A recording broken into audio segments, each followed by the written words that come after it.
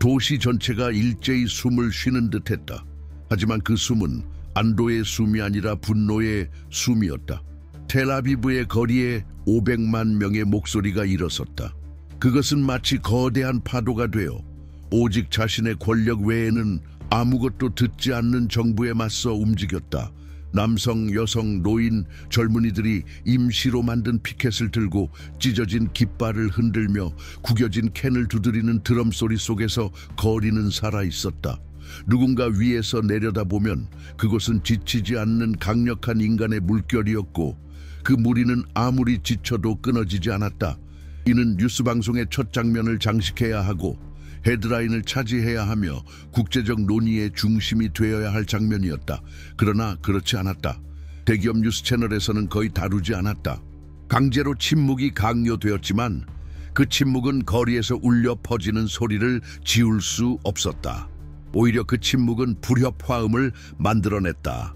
마치 두 개의 현실이 공존하는 것처럼 하나는 생동감 넘치고 시끄러우며 다른 하나는 존재하지 않는 것처럼 편집된 현실이었다.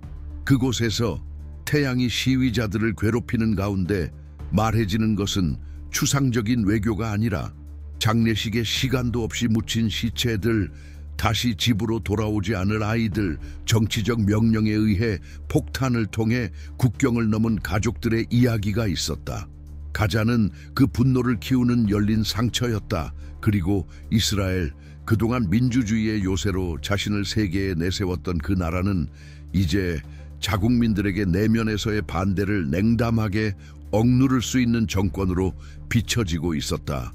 모순은 견딜 수 없을 정도로 강했다.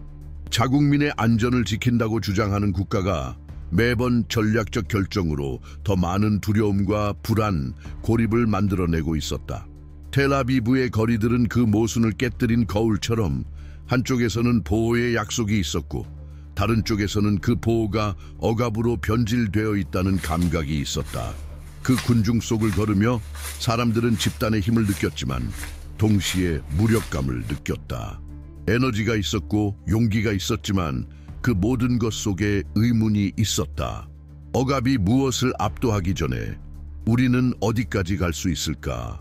그리고 그 군중이 이런 내면의 갈등에 맞서 싸우는 동안 나머지 세상은 마치 다른 현실에 사로잡혀 있는 듯 보였다. 왜 수백만 시민들의 고통이 글로벌 뉴스에 등장하지 않느냐는 질문이 끊임없이 떠오른다. 어떤 목소리가 존재할 권리가 있는지, 그것을 결정하는 것은 무엇인가? 그 대조는 강렬했다. 시위자들이 한 걸음 내디딜 때마다 전달되는 현실과 살아가는 현실 사이의 간극은 더욱 깊어졌다. 어쩌면 가장 충격적인 부분은 이러한 시위들이 단순히 한 정부에 대한 비판으로 끝나는 것이 아니라는 점이었다. 그것은 선거에 대한 싸움도 아니었고 단지 네타냐후에 대한 분노도 아니었다. 그것은 더 크고 깊은 것이었다. 무한한 전쟁의 논리에 의해 살아가는 정치가 지속적으로 파괴적인 기계가 되는 것을 받아들이지 않겠다는 거부였다. 한마디씩 터져나오는 질문은 참혹했다. 지금이 아니면 언제, 여기가 아니면 어디서? 군중 속에서 개개인의 이야기가 섞여들며 그 분노의 소용돌이가 펼쳐졌다. 나 전투에서 죽은 아들의 사진을 들고 행진하는 여성, 필요한 희생이라는 말을 더 이상 듣고 싶지 않은 어머니, 이스라엘 깃발과 팔레스타인 깃발을 함께 들고 공식적인 내러티브를 도전하는 젊은이, 12시간의 노동을 마친 후에도 몇 킬로미터를 걸어와 모르는 사람들과 함께한 노동자. 각자의 얼굴은 다른 이유를 가지고 있었지만 모두 같은 확신을 가졌다. 더 이상 아무 일도 일어나지 않는 것처럼 속일 수는 없다. 공중에 떠있는 질문은 피할 수 없었다. 진실이 억압되면 무엇이 일어날까? 폭력이 반복될 때 그 사실을 또 하나의 역사적 각주로 처리하는 것에 어떻게 대응해야 할까? 국제보도의 부재는 분노의 정당성을 줄여주지 않았지만 그 목소리를 더 긴급하게 만들었다. 시위자들은 이제 정부뿐만 아니라 세계적 무관심의 장벽을 깨기 위해 외치고 있었다. 그 무시당하는 느낌은 연료가 되었다. 뉴스가 무시할수록 그들의 외침은 더 크게 울렸다. 그것은 마치 거리에서의 한 걸음 한 걸음이 국경을 넘어선 메시지인 것처럼 느껴졌다. 당신들이 보지 않으려 해도 우리는 여기 있다. 그것은 존재하려는 집요한 의지였다. 그럼에도 불구하고 이 싸움의 배경에는 더 깊고 더 개인적인 갈등이 있었다. 군중의 힘이 두려움과 전쟁을 조종할 줄 아는 정치적 구조를 변혁할 수 있을까? 그 물음은 각 피켓의 무게 속에 숨어 있었다. 용기가 있었지만 불확실함도 있었다. 희망이 있었지만 매번의 순간적인 승리가 시스템에 의해 삼켜질까봐 두려움도 있었다. 이 장면이 더욱 강렬한 이유는 그것이 단지 지역적인 것이 아니라는 점이었다. 그것은 텔아비브, 가자, 이스라엘에 관한 문제가 아니었다. 그것은 전 세계의 민주주의가 겪고 있는 더 넓은 위기에 관한 것이었다. 정부가 어떻게 내러티브를 조작할 수 있는지, 그리고 시민들이 그 조작을 어떻게 견뎌낼 수 있는지, 정부가 보호해야 할 시민들이 그 자체로 억압의 도구로 변질된 현실을 시민들이 깨닫게 될 때 그 후에는 무엇이 일어날까? 이 질문들은 단순한 이론적인 것이 아니었다. 그것들은 모든 목소리 속에 살아있었다. 몸이 피곤해도 계속 외치는 목소리 속에, 땀이 흐르는 이마 위로, 뜨거운 태양 속에서도 군중은 그 자리를 떠나지 않았다. 서로의 시선이 마주쳤을 때 우리는 혼자가 아니다 라고 말하는 그 순간들이었다. 그 집단 의식만이 두려움에 대한 유일한 답이었다. 하늘과 거래한다고 말하는 지도자를 마주하는 감정을 어떻게 설명할 수 있을까요? 전 세계가 전쟁과 불확실성 속에서 타들어가는 와중에 도널드 트럼프가 폭스뉴스와의 인터뷰에서 하늘과 거래한다고 말한 장면은 단지 또 하나의 정치적 엑센트릭함이 아니었습니다. 그것은 한 남자의 개인적인 논리가 어떻게 국가의 운명을 결정짓는 결정들과 얽힐 수 있는지를 보여주는 잔인한 초상화였습니다. 진행자들이 미소 지으며 평범함을 가장하는 동안 수백만 명의 시청자들은 의문을 품었을 것입니다. 자신의 행동의 심각성을 영원히 기억되기를 원하는 욕망으로 측정하는 사람이 어떻게 인간의 생명이 걸린 협상들을 이끌 수 있을까요? 그는 기후에 대해 이야기하듯 자연스럽게 말했습니다. 나는 하늘로 가기엔 너무 낮은 위치에 있지만 아마도 매주 7,000명을 구하면 올라갈 수 있을지도 모르죠. 마치 구원의 계산이 회계 장부처럼 보였고 정치적 결정이 천국으로 가는 경주에서 쌓는 점수처럼 측정될 수 있다는 것처럼 그것을 듣는 것은 불편함을 넘어선 일이었습니다. 세상의 가장 강력한 국가 중 하나의 대통령이 지구 정치를 영적인 거래의 일종으로 축소시키는 장면이었습니다. 이 말이 터무니없어 보일 수 있지만 아마도 더 불안하게 만드는 것은 그것이 우리 각자 안에서 어떻게 반향을 일으키는지를 깨닫는 것입니다. 우리 중 누가 자신에게 이렇게 질문해 본 적이 없을까요? 내가 기억될 만큼 충분히 하고 있는가? 내 선택이 실제로 어떤 무게를 지니는가? 50대의 한 노동자가 급격히 오르는 물가 속에서 가족을 지키기 위해 고군분투하면서 트럼프의 발언은 자신의 일상적 싸움의 그로테스크한 풍자처럼 들릴 수 있습니다. 왜냐하면 결국 우리 모두는 어떤 의미를 찾고 일상의 고생을 위한 어떤 이유를 찾고자 하지만 천국으로 가는 입장을 전쟁 통계로 거래하려는 생각을 가진 사람은 드물기 때문입니다. 신앙과 권력 사이의 이 혼란은 거의 비극적입니다. 60대의 한 여성이 아침 일찍 일어나 노모를 돌보며 텔레비전을 켰을 때 하늘과 거래하는 지도자의 말을 들은 상상을 해보세요. 그녀에게 구원이라는 단어는 전혀 다른 무게를 지니고 있습니다. 그것은 어려운 상황 속에서 품위를 지키는 것, 일상이 꿈을 짓밟지 않도록 싸우는 것입니다. 트럼프의 말을 들을 때 그녀는 위대함을 보지 않지만 어린아이 같은 면모를 보게 됩니다. 위험한 어린아이 같다는 것입니다. 왜냐하면 그것은 단순한 개인의 망상이 아니기 때문입니다. 그것은 수천 명의 생명이 걸린 망상입니다. 그리고 과거의 수많은 지도자들이 더 큰 선을 위한 수사학을 사용하여 비극을 정당화했다는 것을 잊을 수 없을 것입니다. 40대의 한 농부는 날씨에 따라 달라지는 수확을 다루는 데 익숙하며 항상 노력한 만큼 보상이 오지 않음을 알고 있습니다. 그는 실용적으로 세상이 간단한 계산에 굴복하지 않음을 이해하고 있습니다. 트럼프가 인도와 파키스탄 간의 핵전쟁을 막았다며 영적인 신용을 얻었다고 말하는 것을 들을 때 그 농부는 현실이 텔레비전 스튜디오에서 만든 내러티브보다 훨씬 더 고통스럽고 예측할 수 없다는 사실을 느낄 수 있을 것입니다. 이것이 바로 인터뷰가 단순한 미디어 쇼 이상의 의미를 갖게 되는 지점입니다. 그것은 인간 조건에 왜곡된 거울이 되기 때문입니다. 불연속적인 말들 뒤에는 한 가지 주제가 숨겨져 있습니다. 그것은 바로 인정에 대한 영원한 추구입니다.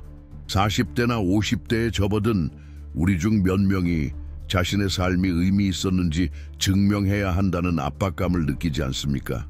우리의 노력이 충분하지 않으면 어떡하나, 잊혀지면 어떡하나 하는 두려움을 안고 사는 것은 아니겠습니까? 문제는 트럼프의 경우 이 개인적인 불안이 대륙을 뒤흔들 수 있는 결정들로 나타난다는 것입니다. 그가 토템과 하늘에 대해 이야기하는 동안 실제로 그의 선택의 결과로 영향을 받는 사람들에 대한 언급은 없었습니다. 전쟁으로 일자리를 잃은 노동자들, 배제 정책으로 망가진 가정들, 다시 집으로 돌아오지 못할 젊은 병사들. 공감 대신 그는 자신의 이미지만을 투사하고 있었습니다. 트럼프의 인터뷰는 단지 이상한 것이 아니었습니다. 그것은 2025년에 우리가 여전히 스펙터클이 내용보다 우선시되는 시대에 살고 있다는 것을 일깨워주는 경고였습니다. 그리고 그곳에서 신앙, 정치, 오락이 독성 있는 칵테일처럼 섞여 있습니다. 그곳에서 수백만 명의 사람들이 북을 찾고 있습니다. 하지만 그 북은 점점 더 멀어져 보입니다. 지도자들이 하늘과의 거래를 이야기하며 진정한 인간 비극에서 눈을 돌리는 동안의 말입니다. 40대에서 60대 사이의 사람들에게 아마도 가장 아픈 것은 지난 몇십 년간 반복되어 온 안정성의 약속이 바로 자기 눈앞에서 무너졌다는 사실일 것입니다. 많은 사람들은 세계 지도자들이 비록 결점이 있더라도 적어도 미래에 대한 비전을 가지고 일을 한다고 믿고 성장했습니다. 그러나 트럼프처럼 정치가 자아 홍보의 연극으로 변하는 것을 들을 때 우리는 개인적인 노력의 대부분이 실제 삶과는 관계없는 권력 게임 속에서 진행된다는 씁쓸한 감정을 느끼게 됩니다. 바로 그 균열 속에서 분노는 자리를 잡기 시작합니다. 왜냐하면 이건 단순히 하나의 발언에 동의하지 않는 문제가 아니라 일상적 경험과 정부의 결정 사이에 심각한 간극을 인식하게 되는 일이기 때문입니다. 매일 해고의 두려움과 싸우고 매달 더 비싸지는 약값과 범죄가 커지는 동네의 현실 속에서 하늘로 가기 위한 점수를 쌓는다는 말을 듣는 것은 단순히 불합리한 것이 아닙니다. 그것은 모욕입니다. 마치 사람들이 겪는 실제 고통을 사소한 자아의 게임으로 무시하는 것처럼 느껴집니다. 여기에서 딜레마가 발생합니다. 우리가 얼마나 더 이 말을 정상화할 수 있을까요? 인터뷰는 단지 또 다른 뉴스 아침처럼 방송되었지만 사실 그것은 경고의 신호였습니다. 그것은 각 시청자의 마음속에 울리는 경고였고 그것이 단지 국제 정치에 관한 문제가 아니라 공감, 책임, 인류애와 같은 기본적인 가치에 대한 문제임을 상기시켜 주었습니다. 결국 가장 긴급한 문제는 이것일 수 있습니다. 어떻게 이런 모호하고 모순된 동기에서 행동하는 지도자들을 이해할 수 있을까요? 그리고 그들의 영향을 어떻게 피할 수 있을까요? 그래서 도널드 트럼프와 시 진핑 같은 인물들의 전기를 깊이 파고드는 것이 중요해집니다. 그들의 젊은 시절부터의 여정, 집착, 생존 전략, 가장 개인적인 모순을 이해하는 것은 단순한 호기심의 연습이 아니라 현재의 지정학적 움직임을 이해하는 열쇠입니다. 그것은 왜 특정 결정들이 내려지고 왜 동맹이 형성되며 왜 세상이 종종 몇 사람의 의지에 얽매이게 되는지를 설명하는 코드들을 풀어내는 일입니다. 이 특별한 전자책은 바로 그 표면 너머를 볼 수 있는 초대장입니다. 도널드 트럼프가 유럽 지도자들과의 회의 중 블라디미르 푸틴과의 전화를 받기 위해 자리를 떠났을 때 그것은 단지 어색한 의존적인 제스처가 아니었습니다. 그것은 선택의 물질화였고 그의 우선순위가 이미 뒤바뀌었음을 알리는 공개적인 신호였습니다. 그는 집단적인 비상사태나 생사의 문제가 그의 즉각적인 주의를 요구했기 때문에 일어난 것이 아니었습니다. 그는 외국의 국가 원수에게 개인적인 예의를 갖추는 것이 대륙의 안보 문제를 다룬 회의의 계속보다 더 중요하다고 판단했기 때문입니다. 이 제스처를 어떤 큰 상처에 대해 언급하지 않고 설명할 수 있을까요? 한 지도자가 전체 동맹의 정치적 취약점을 드러내면서까지 개인적인 관계를 유지하려는데 얼마나까지 갈 수 있을까요? 트럼프가 직접 자랑스럽게 전한 이 장면은 그의 국제적 활동을 관통하는 한 가지 실마리를 드러냅니다. 충성은 원칙에 뿌리를 두지 않고 개인적인 관계에 뿌리를 둡니다. 역사적으로 많은 대통령들이 긴장된 외교적 유대 관계를 유지하면서도 전략적 입장을 지키기 위해 내부의 마찰을 감수했지만 트럼프는 푸틴이 자신을 좋아한다고 자랑하는 것을 선호했습니다. 이 시점에서 이 내러티브는 더 어두운 면을 드러냅니다. 트럼프가 유럽 지도자들 앞에서 푸틴을 존중한다고 말하며 전화를 받지 않겠다고 주장했을 때 그는 암묵적으로 자신의 동맹국들을 무시하고 있었습니다. 많은 사람들이 이 행동을 엉뚱하게 여길 수 있지만 사실 그것은 빙산의 일각에 불과합니다. 그것은 정치가 개인적인 선호의 게임이라고 믿는 사람의 논리를 드러냅니다. 마치 개인적인 만찬 테이블에 자리를 배치하는 것처럼 말이죠. 그러나 현실은 다릅니다. 트럼프는 존중을 기관적 규범 대신 역사적인 라이벌과의 친밀감으로 교환하면서 후에 큰 대가를 치를 수 있는 균열을 심고 있습니다. 얼마나 자주 동맹은 그 구성원들이 최소한의 신뢰를 더 이상 보장받지 못한다고 느낄 때 유지될 수 있을까요? 그는 푸틴과의 따뜻한 우정을 자랑하면서 유럽 지도자들을 공격하고 그들이 크렘린과의 어떤 대화도 이끌어낼 수 없다고 암시했습니다. 그는 이 비교가 자신의 위치를 약화시킨다는 사실을 알지 못한 것 같습니다. 푸틴이 자신과만 대화한다고 하면 우리는 외교적 승리에 있지 않고 고립을 알리는 신호일 뿐입니다. 유럽이 배제되어 약해지는 것이 아니라 단지 서방 세계가 한 사람의 선의에 의존하게 되는 것입니다. 그리고 그 사람이 트럼프라면 그의 기행적인 결정들의 역사로 볼 때 불확실성은 더욱 커집니다. 아마도 가장 긴급한 질문은 다음과 같습니다. 지도자의 취약성이 한 국가의 향후 방향과 맞물려 있을 때 그 결과는 무엇일까요? 50대의 한 시민이 수십 년 동안 기관의 견고함을 믿으며 살아왔을 때 이러한 발견은 배신처럼 들릴 것입니다. 결국 그는 국제적 계약이 안정성의 방패였고 정치가 개인의 자만으로 축소되지 않을 것이라고 배워왔습니다. 그런 기둥이 무너지는 것은 마치 노력으로 지어진 집이 임의의 결정 하나로 바람에 날려가는 것처럼 느껴집니다. 일반 시민들이 부채, 물가 상승, 불확실한 미래 속에서 삶을 꾸려가고 있을 때 정치 지도자들은 동맹 전체를 개인적인 친분으로 저버릴지 여부를 결정합니다.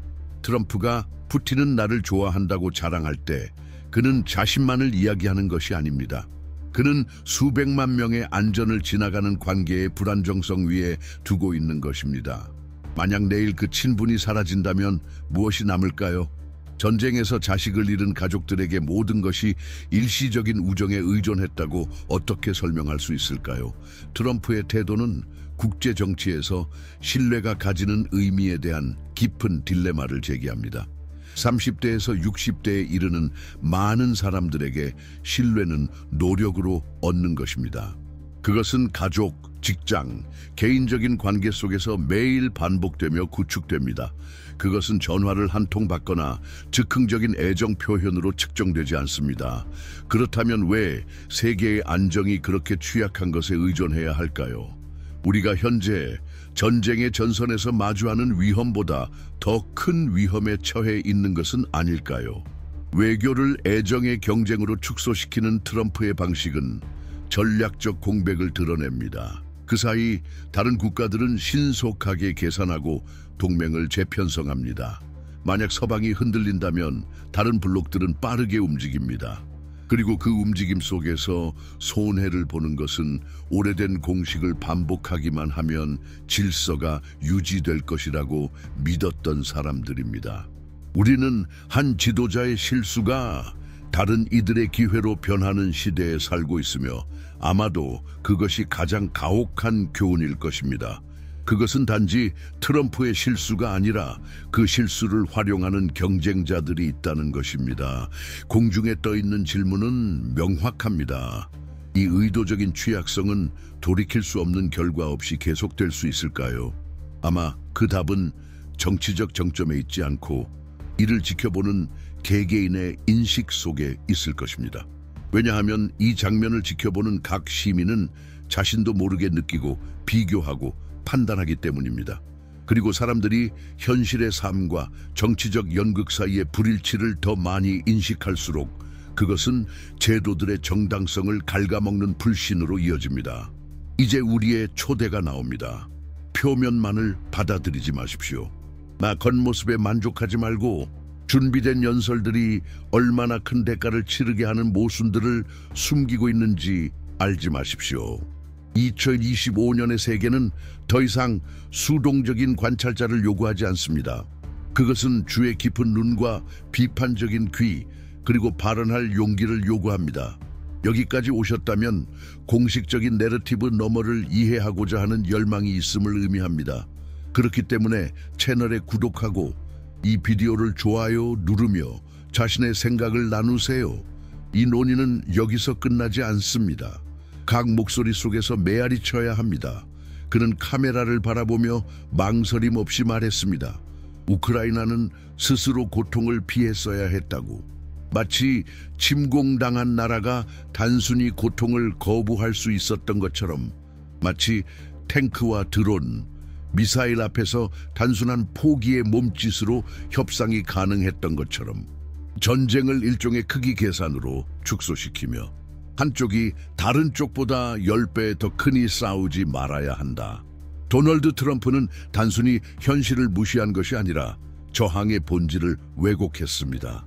도대체 정의가 언제부터 군인의 숫자에 달려 있었습니까? 존엄이 언제부터 점령된 영토의 킬로미터 수로 측정될 수 있었습니까? 이 발언은 단순히 전략적 무지를 드러내는 것이 아닙니다. 그것은 힘의 논리가 정의와 연대의 모든 개념을 짓밟는 세계관을 드러낸 것입니다. 그리고 이를 거실에서, 대중교통 안에서, 일터에서 듣는 사람들은 이렇게 묻지 않을 수 없습니다. 만약 그것이 내 집이고 내 가족이라면 나는 어떻게 해야 할까?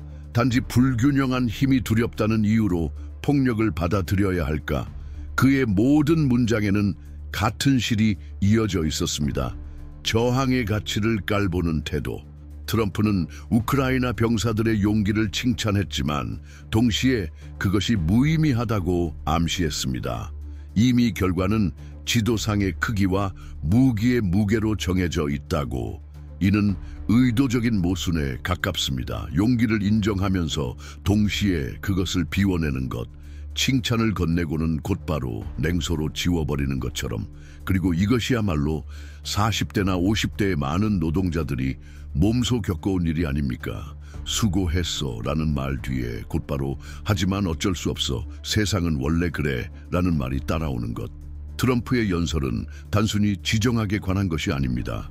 그것은 인정과 동시에 무력함을 주입하는 일상적 현실을 비추고 있습니다. 아마 가장 충격적인 부분은 그가 점령지를 단순한 재고 숫자처럼 설명했다는 점일 것입니다. 러시아가 이미 장악했다는 79%라는 수치, 마치 인간의 삶을 사업 보고서의 통계로 다루는 것이 당연한 것처럼 집을 잃은 사람들, 아이들을 구하기 위해 눈속을 수 킬로미터 걸은 부모들, 임시 대피소에 남겨진 이들에 대한 언급은 없었습니다. 오직 퍼센트만 있었습니다. 마치 한 민족 전체가 단순한 분수로 환원될 수 있는 것처럼. 그리고 이것이야말로 현대 사회에서 많은 사람들이 자신의 삶을 느끼는 방식 아닙니까? 생산성의 퍼센트, 소비 그래프, 현실을 담아내지 못하는 보고서 속 통계로 피 흘리는 일을 보지 않고 전쟁을 말하는 태도는 단순한 정치 너머의 문제를 드러냅니다. 그것은 보이지 않는 것을 볼 수 없는 사람의 초상을 드러냅니다. 그러나 보이지 않는 것은 사라지지 않습니다. 그것은 쌓입니다. 약값과 월세 사이에서 선택해야 하는 50대 여성의 눈에 아이들의 안전을 지켜줄 수 없다는 죄책감을 느끼는 42살 아버지의 불안에 약속된 안정이 지켜지지 않았음을 회상하는 60 넘은 이들의 주름진 손에 이 사람들은 지도자가 죽음을 숫자로 다루는 것을 보며 단순한 외교적 냉정만 보는 것이 아닙니다. 그들은 개인을 지워버리고 내러티브만 남기는 시스템의 그림자를 봅니다. 그러나 이 지움은 언제까지 용인될까요? 전쟁과 평화의 결정을 단순한 크기와 힘의 은유로 설명하는 것을 언제까지 받아들일 수 있을까요? 약자가 항상 굴복해야 한다는 이 논리의 뒤에는 무엇이 있는 걸까요? 그것은 노동, 국내 정치, 사회적 관계에도 스며들지 않을까요? 트럼프가 우크라이나가 전쟁을 허용했다고 말할 때 그는 단순히 책임을 떠넘기는 것이 아닙니다. 그는 억압받는 자가 자신의 고통에 책임이 있다는 위험한 교훈을 가르치고 있는 것입니다. 퍼센트와 군사 비교의 수사학은 멀리 있는 것 같지만 사실은 우리의 삶 속으로 스며듭니다. 우리는 텔레비전을 켜거나 신문을 읽을 때 몇 번이나 이런 기시감을 느끼지 않았습니까? 싸우는 것은 소용없다. 결정은 이미 내려졌다. 현실은 바뀌지 않는다. 받아들일 수밖에 없다. 그러나 그럼에도 불구하고 우리 안에는 여전히 그것을 거부하는 무언가가 있습니다. 아니, 반드시 그래야 하는 것은 아니다.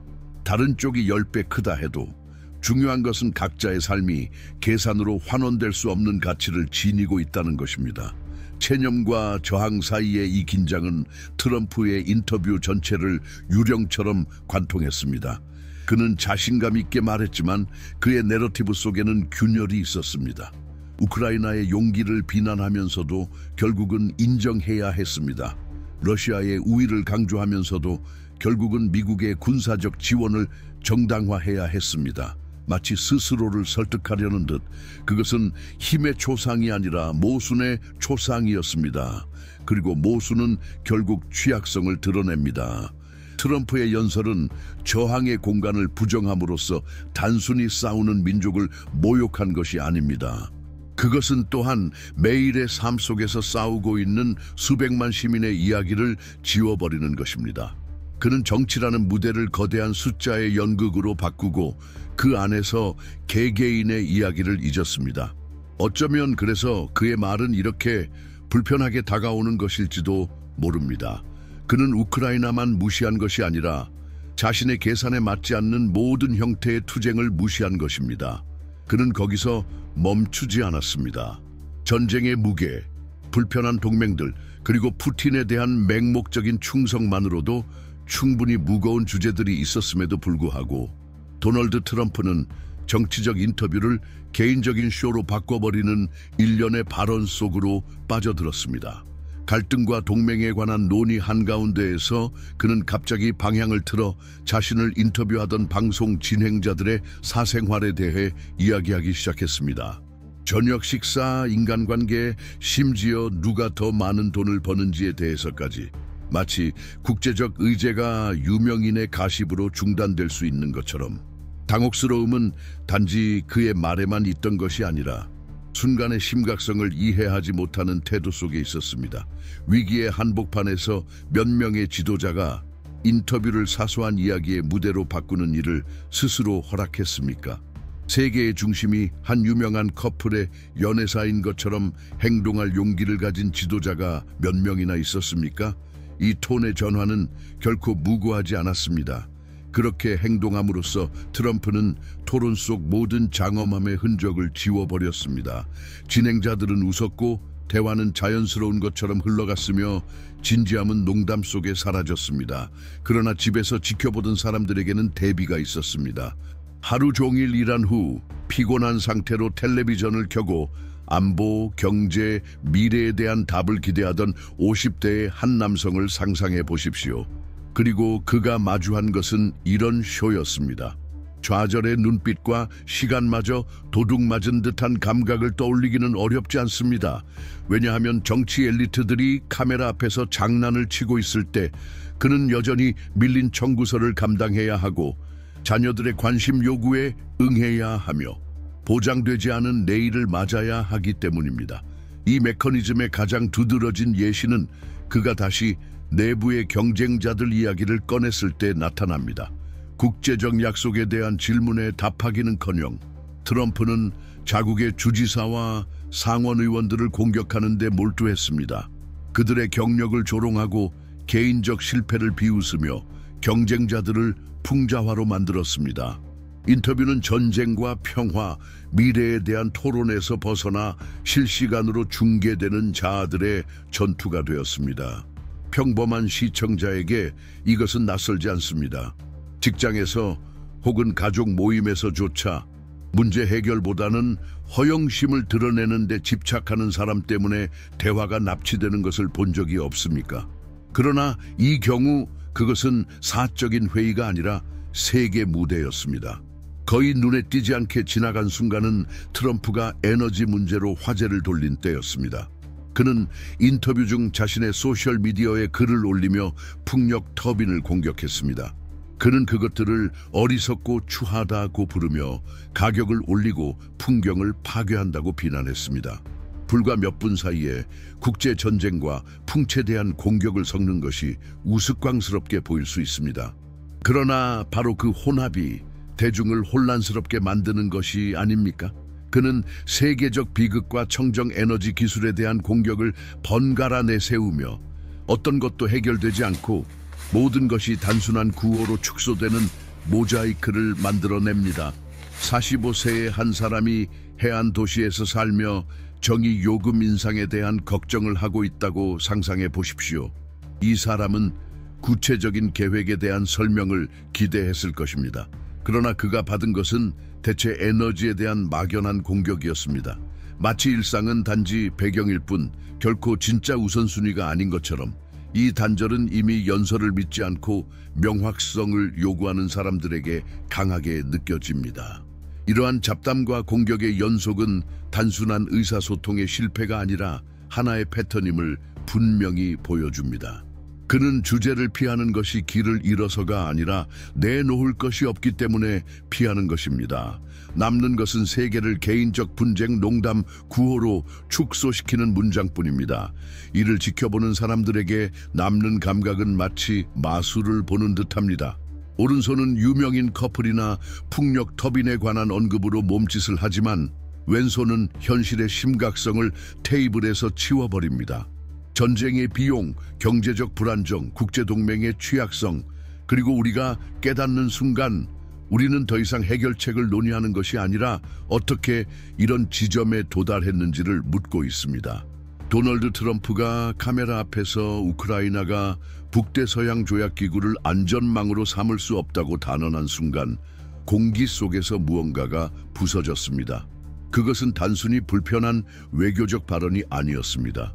수십 년 동안 쌓아온 약속으로 형성된 전체 동맹을 버려도 된다는 명확한 신호였습니다.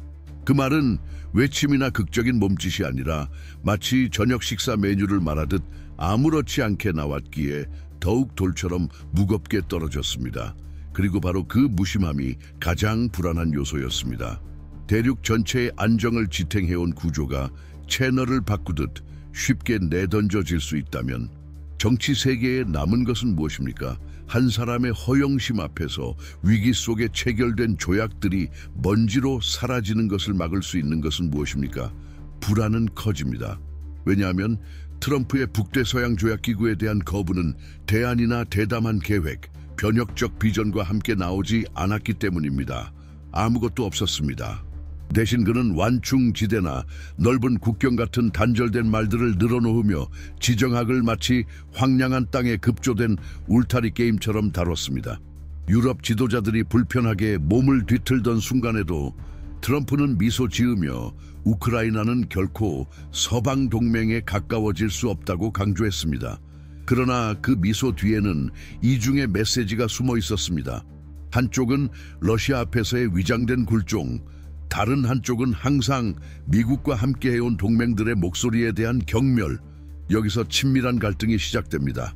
언제나 당신을 지켜온 동맹이 당신의 충성이 아무 가치 없다고 선언할 때 어떻게 반응해야 합니까? 당신의 존재가 불편하고 당신의 방어가 실수라고 주장하는 사람과 어떻게 나란히 행진할 수 있습니까? 세상은 명확성을 기다리고 있었지만 트럼프는 주제를 돌려 재생에너지를 공격했습니다. 풍력 터빈을 마치 도시를 파괴하는 철제 괴물처럼 조롱하며 이 주제의 혼합은 순진한 즉흥성이 아니라 잔인한 계산이었습니다. 혼란, 희석, 포화. 그렇게 북대서양 조약기구와의 단절이라는 중대 사안은 풍차와 경치에 대한 농담 속에서 사라졌습니다. 전략은 연막이었고 집에서 지켜보던 이들에게는 답답한 공기로 다가왔습니다. 의제 자체가 소음으로 녹아내릴 때 어떻게 진지한 답을 요구할 수 있겠습니까? 그러나 혼란 뒤에는 숨길 수 없는 결과들이 있습니다. 트럼프의 모든 발언은 러시아가 징역을 계속하라는 신호처럼 들렸습니다. 북대서양 조약기구에 대한 그의 조롱은 수십 년간 서방 동맹을 약화시키려 꿈꿔온 크렘린의 귀에 음악처럼 울렸습니다.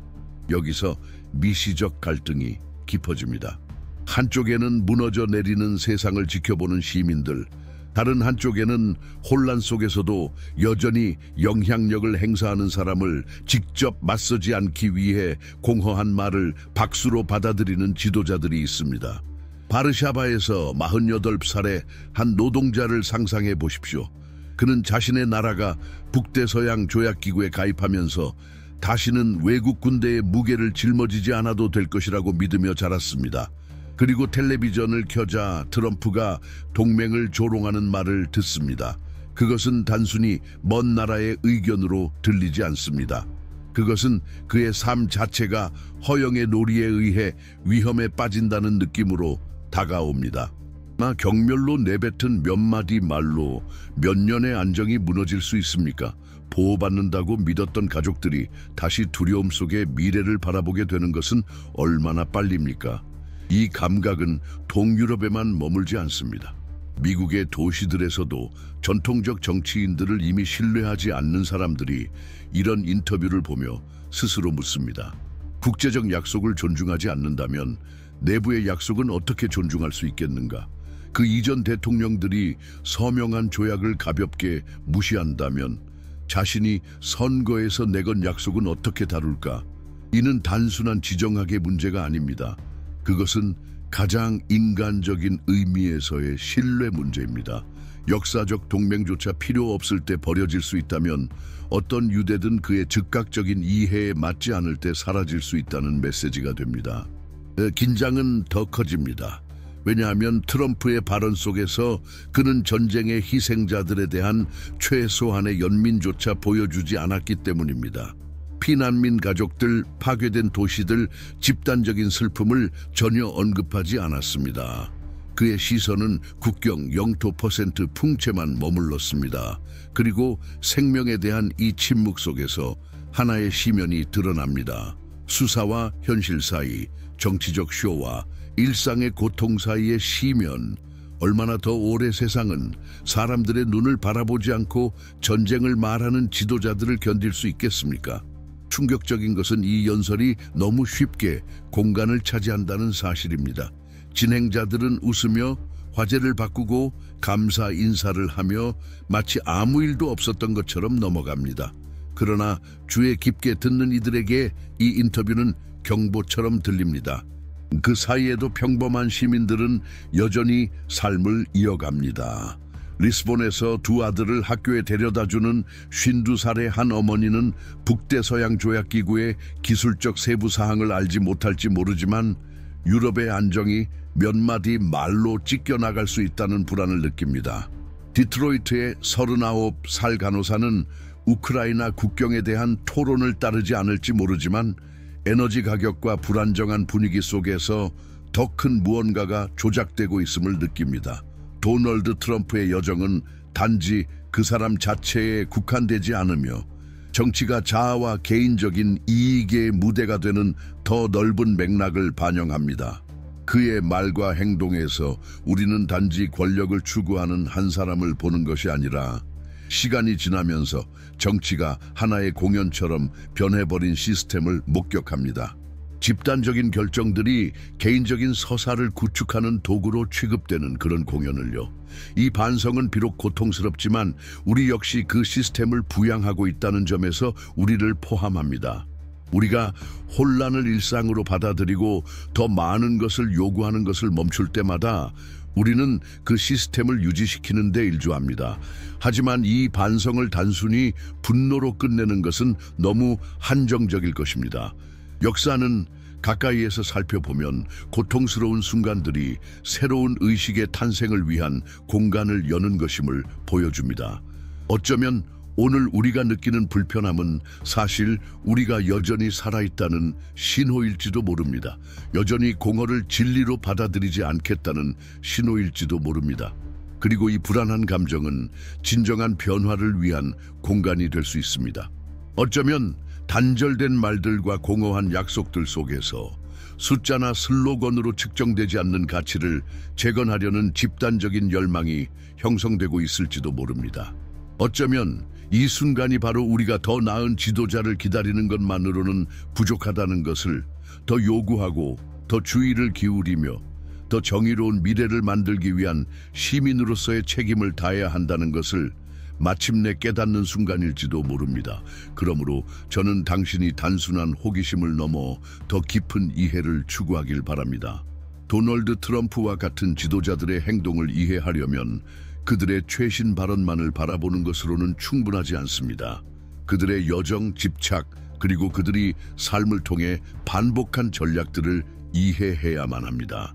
그렇게 할 때 비로소 왜 일부 선택들이 겉보기에 불일치해 보이는지, 그것이 단지 분석을 통해 명확하게 드러나는 하나의 패턴임을 이해할 수 있습니다. 같은 방식으로 시진핑에 대해서도 말할 수 있습니다. 그의 개인적인 여정은 엄격한 규율과 전략적 야망 사이에서 균형을 이룬 정치적인 발걸음 하나하나에 대한 해석을 제공합니다. 이 이야기를 이해하는 것은 단지 전기적인 호기심의 엑서사이즈가 아니라 현재를 풀고 미래의 발걸음을 예측할 수 있는 열쇠입니다. 이 영상이 끝난 후 오늘날 글로벌 미래를 형성할 권력을 가진 대통령들의 전기를 자세히 다룬 독점적인 전자책을 확인하시길 권유합니다. 링크는 고정 댓글에 있습니다. 마치기 전에 개인적인 부탁이 있습니다. 이 콘텐츠가 마음에 드셨다면 채널에 구독하시고 댓글을 남겨주세요. 그렇게 함으로써 우리는 함께 사색과 아이디어 교환의 공간을 구축할 수 있습니다. 영상을 좋아요 눌러서 더 많은 사람들이 이 토론에 접근할 수 있도록 도와주세요. 우리가 살고 있는 것은 단순히 정치가 아닙니다. 그것은 우리 시대의 의미를 위한 싸움입니다. 당신의 모든 행동이 그 질문의 불꽃을 살려두는 데 기여합니다. 이 자리에 함께해 주셔서 진심으로 감사합니다.